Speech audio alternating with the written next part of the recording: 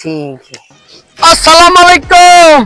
वालेकुम ओ सलाम। ठीक बदे हो? ठीक हो? ठीक।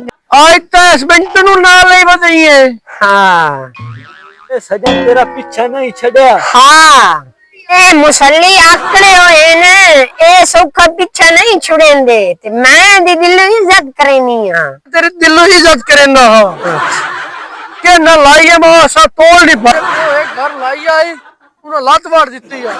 अब प्यो दुए दे रेड़ के गया बैठा उन्हें दुए दे तू लात ही मार दी। मेरा प्यो रेड़ के गया उन्हें मां ही मार दी। ओ मोड़ भाग गया उन्हें दुई मां ही मार दी। ਤੁਹਾਡਾ ਖਾਨਦਾਨ ਜੀ ਹੋ ਜੀ ਆ सही जाता ले यार बंदे यो जया समझ ते चाह के प्यो नु निकाह के कराया है। अच्छा शरीयत में बहुपा बांधता है असा निकाह करना है। तू ही उन प्यो से रत्ता बावा कटावना चंद